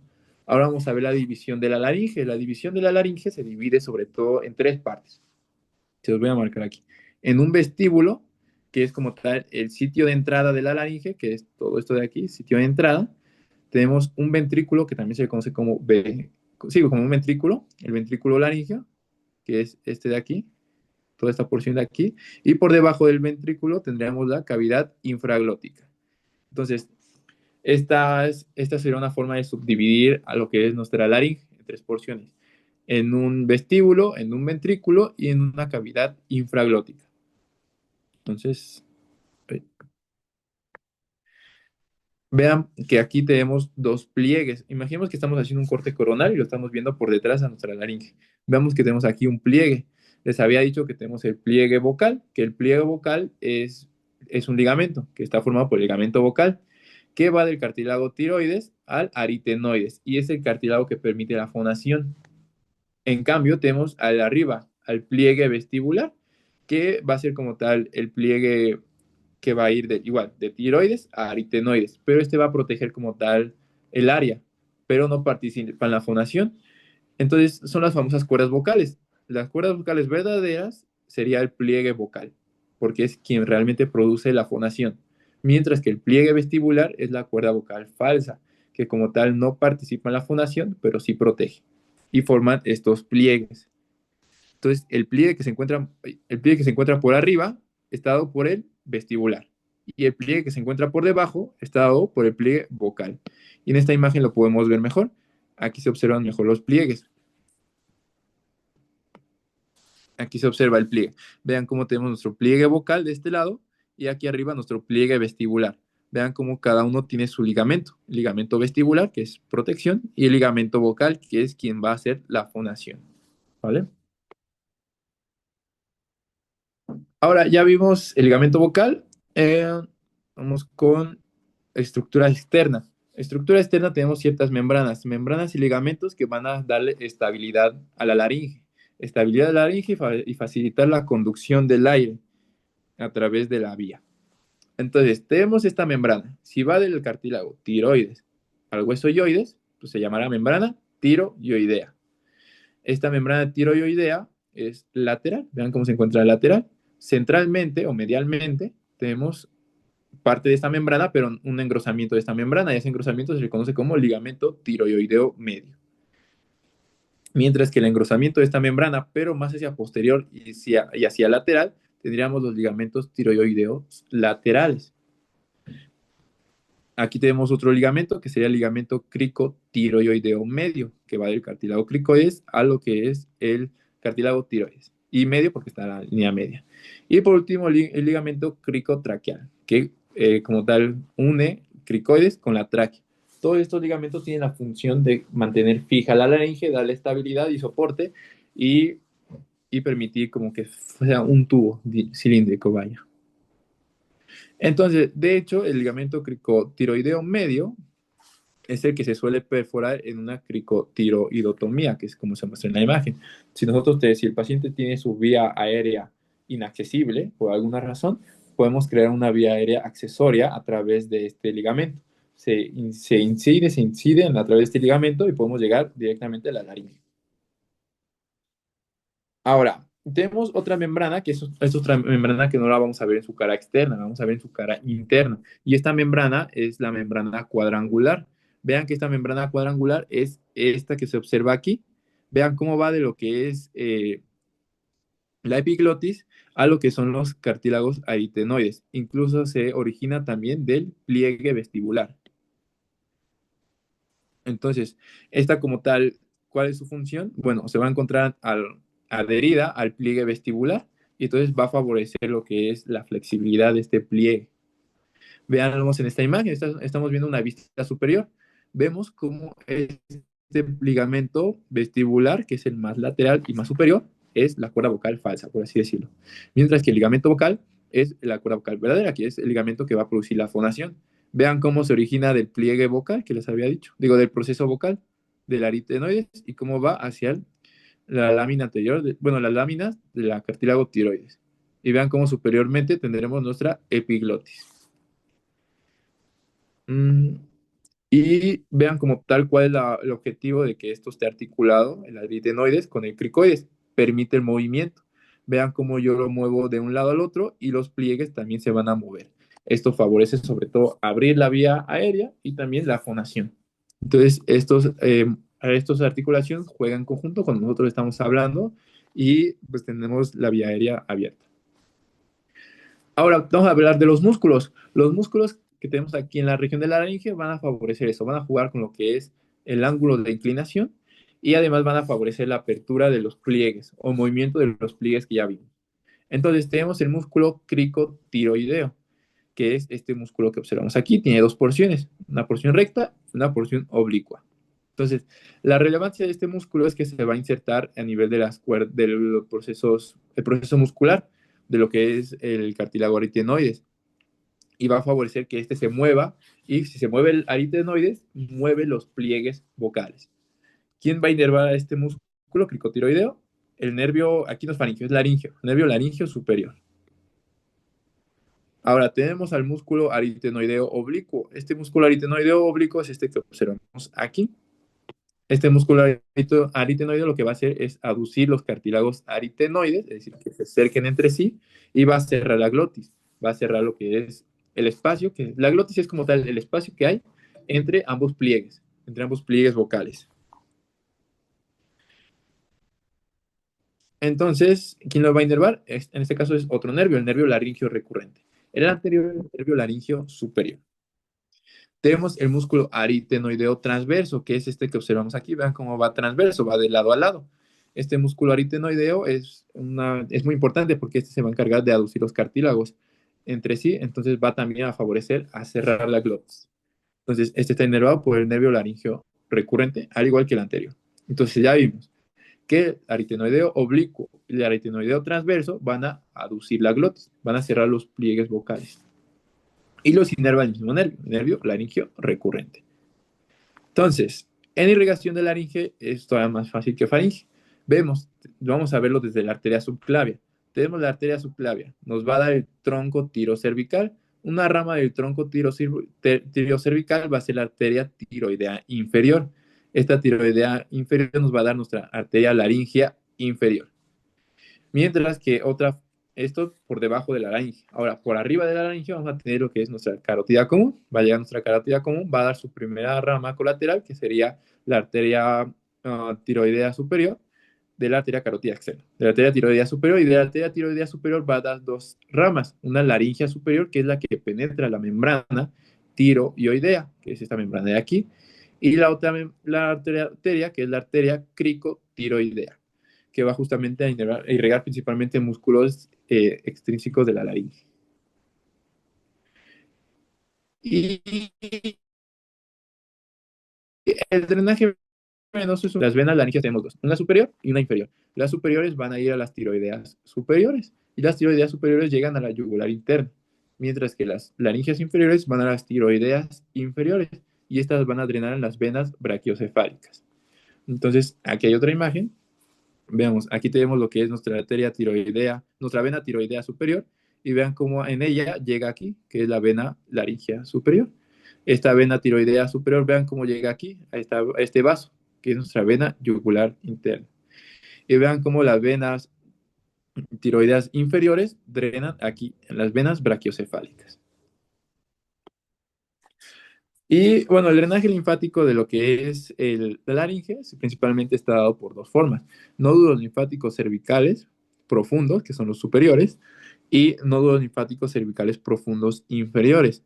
Esto recuerden que se relaciona con la vena yugular interna. Entonces, si ustedes conocen el drenaje venoso, también podrían entender el drenaje linfático. ¿Recuerdan cuál de los siguientes cartílagos era par?